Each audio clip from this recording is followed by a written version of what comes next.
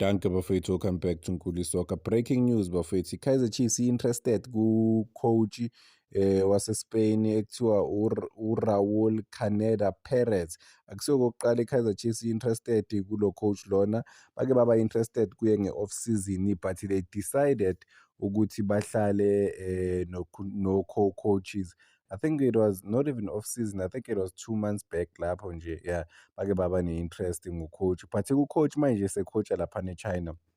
Asazi-ke ukuthi bazokwazi ukumkhipha lese ku-contract-a laphana e-China, cause nalaphana e-China kusikudala efikile, ufike just early this year 2025. If i-Chiefs ibonisa i-interest serious, asazi ngempela ukuthi maybe angayithanda i-project ye-Chiefs. Lo coach lona-ke bafethu une-experience enkulu because uke wacoacha le team le edlalelwa uCristiano Ronaldo manje, and uke wacoacha like ucoach e-Middle East kakhulu, njengoba-ke manje selaphana e-Asia. So Asia, Middle East lapho into eyodwa, to be honest. Bonke bale phezulu e-North. But yeah, sobona ukuthi i-Chiefs nale interest le yalo coach lona bafethu izophelelaphi, cause siyayibona le manager le ukuthi i-manager e-top. Ucoach laphana nalaphana as i-assistant coach laphana eSpain, ko-Real Sociedad bafethu kula aqale khona, nakwamanye amathimu-ke ubani, but-ke la aqale khona, uqala ukucoacha lo muntu lona boma 2005, la siqala masibheka i-CV yakhe. Yeah, unayo lo experience, I think it's 20 years manje, futhi uneminyaka ewu-50, 56, yeah, 56, yes, it is 56. Sobona ngempela bafethu, cause mawubheka i-formation futhi athanda ukudlala ngayo, udlala ngama-defenders awu-3 and then ubeliever ku-system yoku-attack because of udlala i-3-4-2-1. So ucoach one-system laphana different, a bit of direct, eda something firepower laphana phambili, hayi njengocoach ababeliever nje ekudefendeni. Akusilezo kuphela bafethu engizokhuluma ngazo eze-Chiefs, noma ukuthi ama-rumors athi afuna ucoach or basamfuna lo coach lona or bambhekile. Ucoach Orlando Pirates bafethu wathi uma ekhuluma ne-media ushilo ukuthi i-Kaizer Chiefs ungayikhawunti out kule race lena isasene-chance yokuthi iwine i-league. Uthi as long as kusasene-chance yokuthi mekubalwa laphana abantu i-chance isasekhona, uyasho ukuthi bangayiwina i-league, so you cannot count labo bantu off. Yeah, realistically kusase-early vele for anyone ukuthi for everyone bafethu okhompithayo laphana ogijimisa i-league ukuthi abe ne-chance, as long as I think ama-team into ayidinga i-consistency nje kuphela ukuthi abuye futhi laphana eracini ye-league. But as for i-Chiefs, for the past few games abadlali kahle. Mangithi abadlali kahle angichazi ukuthi kuyaluzwa or izinto ezinjalo, ngichaza nje ukuthi ama-draw maningi kakhulu, but-ke sobona i-Chiefs mayibuya laphana second half of the season, njengoba bengishilo izolo ukuthi ubani u-goalkeeper uphinde abe i-captain uPeterson yena u-impress ngeform yokuthi abaconcede laphana kakhulu. But yeah, i-chance sasekhona bafethu, khona ama-game amakhulu kazayo-ke early next year. So lawo ma-game lawo azosinika some sort of i-direction ukuthi i-league ingaphelela kuphi, kanjani, obani abane-chance. Akusazohanjwa bafethu, njengoba noPeter Msimane mesikhuluma ngayo izolo sikhulumile ukuthi naye utheni about i-league, uyasho ukuthi hhayi kusase-early, ngeke sithi osibanibani sebayowinile kanjani. Sobona nje isikhathi masilokhu siqhubeka, but i-league isizini isase-long, especially for a-league. And ushilo noPeter Msimane ukuthi akusho ukuthi mawuwina amakhaphu so u-coach kusho ukuthi u-world class coach ukuthi ungakwazi ukuwina i-league. No, lezi zinto lezi zihlukile amakhaphu ne-league. I-league-ke njengoba hlezi asho uPeter Msimane ukuthi i-marathon, i-marathon ngempela bafethu, kumele ubheke ukuthi ugijima kanjani. But I wanna touch on something engingayikhohlwa, umbekezeli Mbokazi yayizolo into engingakhuluma ngayo a few months back, not even few months back, I think a week or so back, uMbokazi me-announce laphana America. Uthe okay ukuthi ukhulume le ndaba leyo ukuthi i-movie yase-America akayithandi, futhi akazi nokuthi uMbokazi uyokwenzani laphana, futhi u-attack-e ne-agent lakaMbokazi uthi lento le yenzeka i-agent malenza ngathi liyazi more than abantu abaningi in terms of ibhola. Uthi i-agent malenza ngathi lihlakaniphile laphana, malenza ngathi lihlakaniphile, uthi kune-AFCON next year ne-World Cup.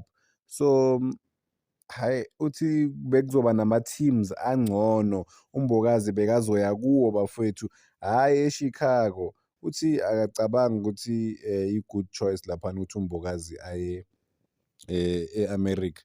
Ukhulume nanokuthi i-city inkulu, uku-adapt-a kwaMbokazi, izinto ezinjalo. Wathi njengoba ngishilo bafethu ukuthi a-check i-agent lakhe, uthi ama-agent abheka imali kuphela, ayabheka ukuthi ngingenza malini ngedili, awanandaba nama-players. Into bengisho nami engiyishilo, abantu bathi hhayi wena unomona, you are not well informed.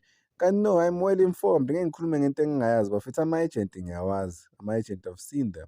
My-agent, I've worked for i-agent for how many years? 2.5 years. So I know what's happening behind the scenes bafethu.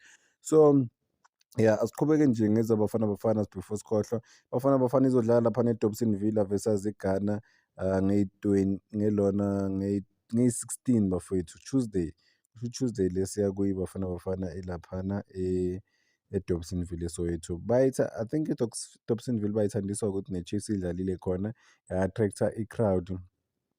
So sobona ukuthi obani abazohamba bobukela i-friendly match against iGhana. iGhana iza ne-second team yayo or ne-team ama-locally based players for i-preparation. It was a poor poor match le abayi-choose-ile bafethu. Besicabanga ukuthi iGhana izoza ne-first team, kanti no. Man, kuphumela ulo coach weBafana Bafana uphinde wathi uMbokazi uzodlala ku-MLS2, kusho ukuthi uzodlala ku-reserve side eChicago. But abanye abantu bayakuphikisa lokho, aba-close ne-Chicago Fire bathi or ama-journalist wangale America athi ngeke adlale lapho. uMbokazi mhlampe angadlala lapho nje ukuthi ajwayele laphana e-America, but for isikhathi esincane. uMbokazi usayinwe serious. Lento le is it i-U22 initiative, player nje eli-serious elisayinwa ngemali e-serious. So uyi-first team player, ngeke adlale laphana ku-second team, yabo.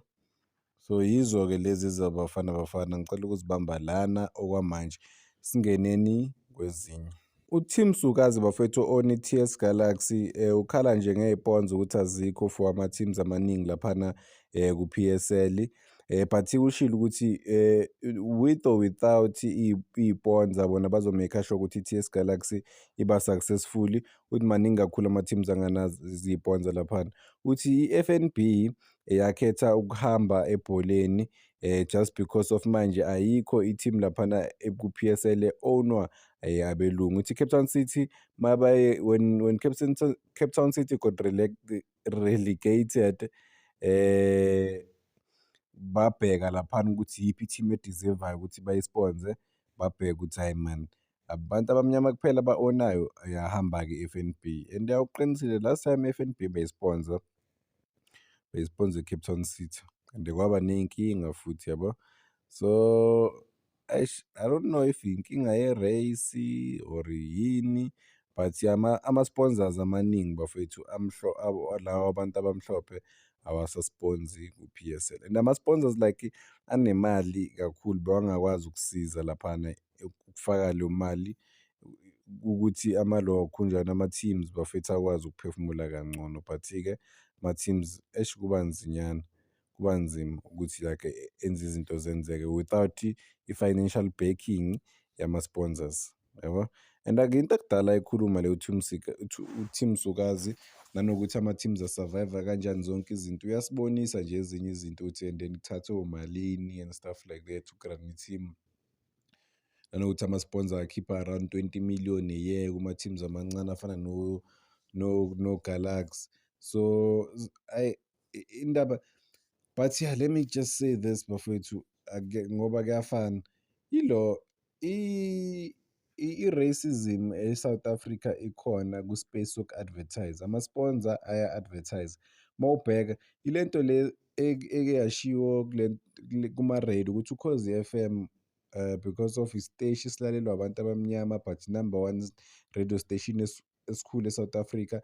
But in terms of i-sponsorship or ama-advertisement, ama-brand, bashawa abo-947. 947 is not even half, not, it's like 10% of i-viewership, or 10 to 15% of i-viewership yokhozi FM, but ithola imali eningi from ama-sponsor compared to Ukhozi FM. So izinto ezinjalo, it's sad, but yeah, it is what it is. Abantu mebekhipha vele imali or mebe-sponsor something, yibo phela abakhipha iy'mali zabo.